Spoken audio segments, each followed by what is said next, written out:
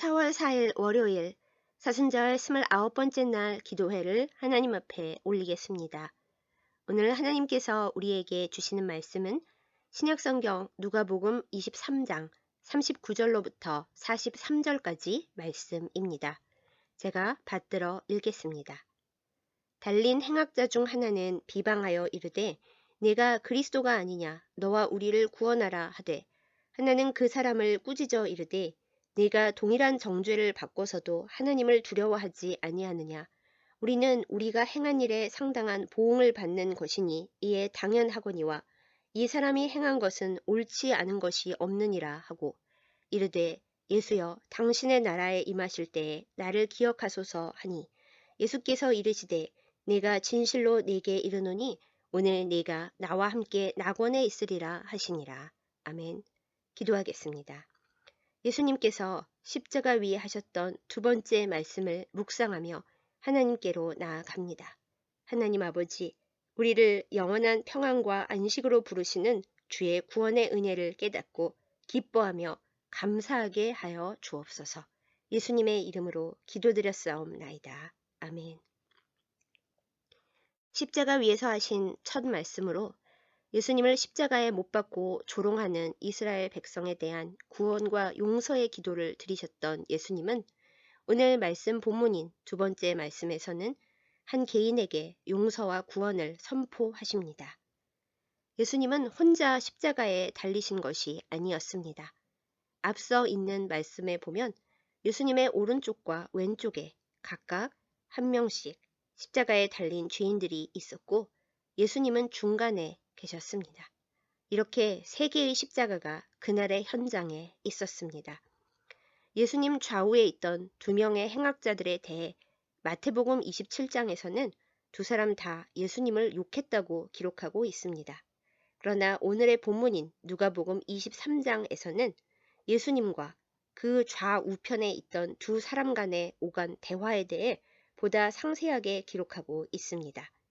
마태복음의 기록 목적이 온 유대인들에게 배척받으셨으나 실상은 그들의 왕으로 오신 예수님을 유대인들에게 알리는 것이어서 모든 유대인들이 예수님을 미워하고 조롱했다는데 더 초점을 두었을지도 모르겠습니다.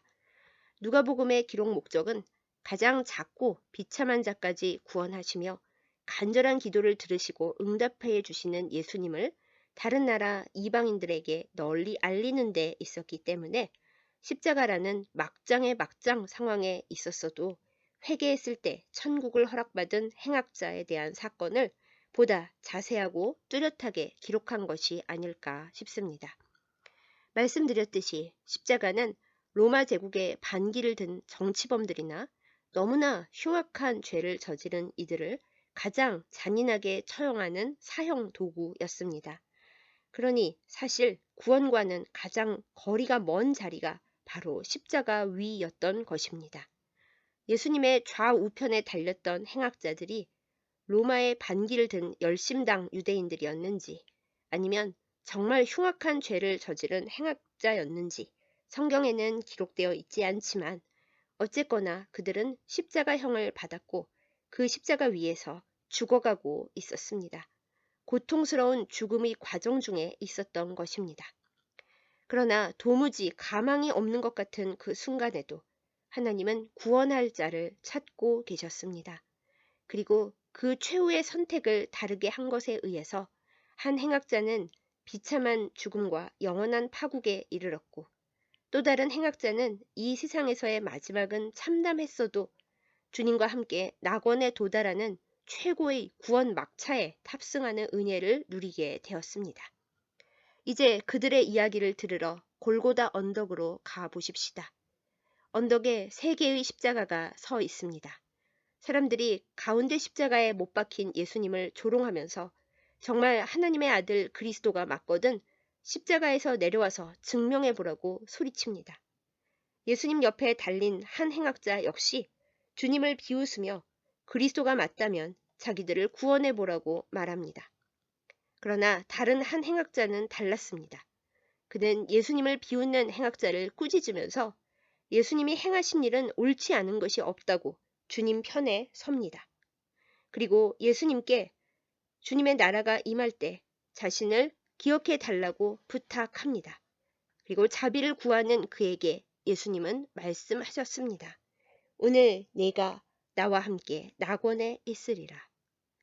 같은 자리, 같은 상황에 있었지만 두 행악자는 서로 다른 마음가짐을 가졌고 서로 다른 선택을 했습니다. 그리고 끝까지 죄와 악을 선택한 행악자는 죽음과 멸망의 길로 갔고 주님의 편에 서서 죄를 뉘우치고 은혜를 구한 행악자는 죽음의 순간을 넘은 후에 주님과 함께 낙원에 거하리라는 약속을 받았습니다. 사랑하는 여러분, 이 세상에 예수님의 십자가로 감당하지 못할 죄도 죄인도 결코 없습니다. 그 어떤 인생에게도 구원받기에 너무 늦은 시간이란 존재하지 않습니다. 언제나 지금이 가장 빠른 때입니다. 예수님 옆에 한 행악자는 그 기회를 꽉 붙들었습니다. 우리가 사랑하는 이들 모두 이 구원의 기회를 놓치지 않기를, 끝까지 올바른 선택을 할 수 있기를 소망하고 간절히 기도합니다. 십자가가 구원에서 가장 먼 자리이기도 했습니다만 한편으로 십자가는 구원에서 가장 가까웠던 자리이기도 했습니다. 예수님께서 가까이 계셨기 때문입니다. 그 예수님은 평소에 늘 말씀하셨습니다. 나는 의인을 부르러 온 것이 아니라 죄인을 부르러 왔다라고요. 주님은 이 세상에 계시는 동안 세상에서 소외당하고 멸시당하는 이들의 친구로 사셨습니다. 구원받은 행악자는 비참한 죽음 직전의 순간에 바로 그 예수님 옆 십자가에 달리는 특별한 은혜의 자리로 초대받았습니다.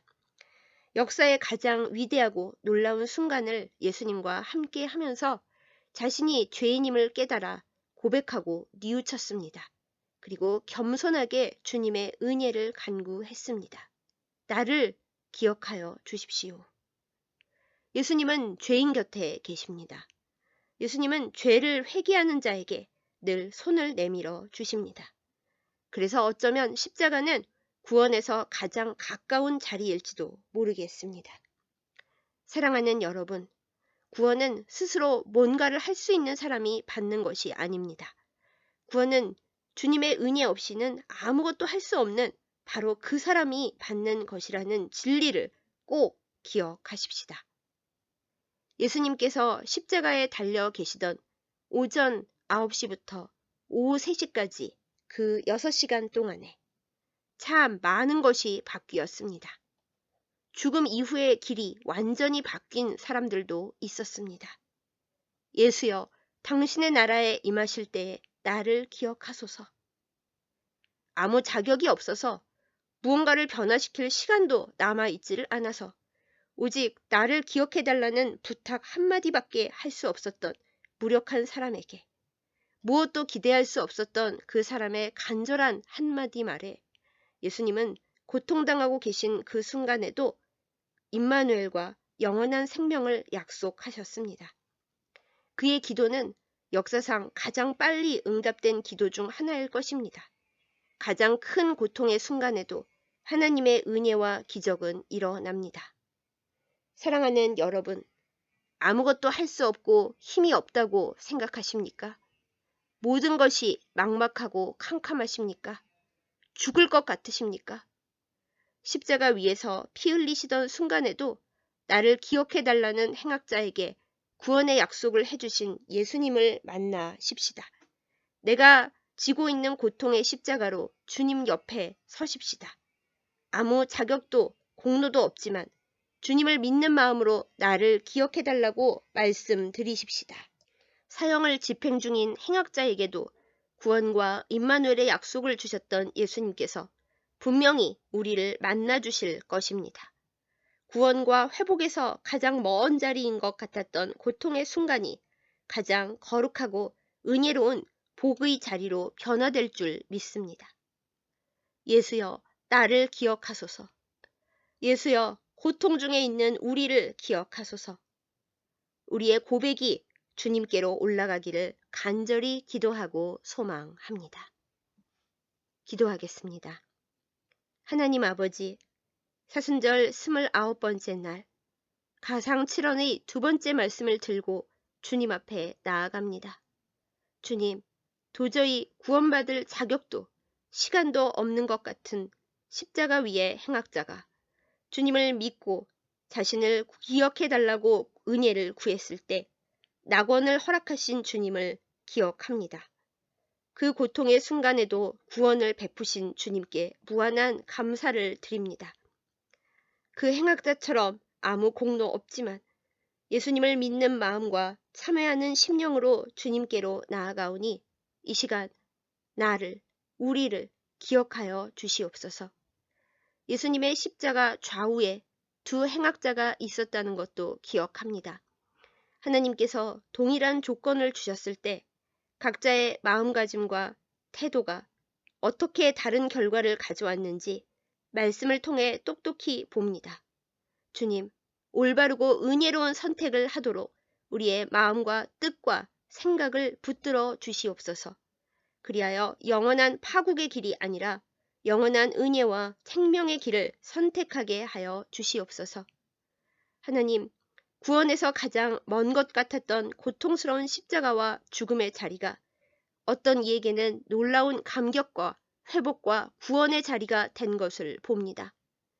주님, 말할 수 없는 고통의 자리에서 곧 죽을 것 같은 두려움과 아픔에 시달리고 있는 우리를 불쌍히 여겨 주시옵소서. 우리를 구원의 자리로 인도하시고 우리를 기억하여 주시옵소서.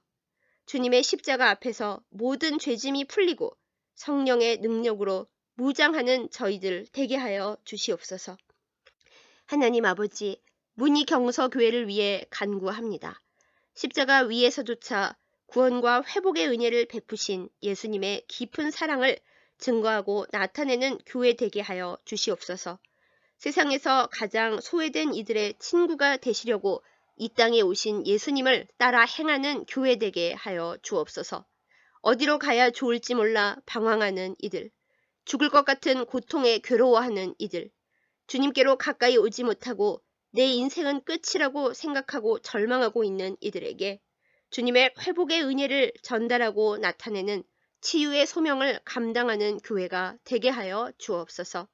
하나님 아버지, 교회의 설립을 위해 기도하며 헌신하는 주의 백성들을 기억하여 주시옵소서. 주의 백성들을 아주 작은 신음과 한숨까지 다 들어주시며 돌보시는 주님의 사랑 안에서 모든 기도 제목들이 응답되게 하시고 치유시키시고 변화시켜 주시는 또 회복시켜 주시는 주님의 크신 사랑을 날마다 경험하면서 주님과 동행하게 하여 주시옵소서.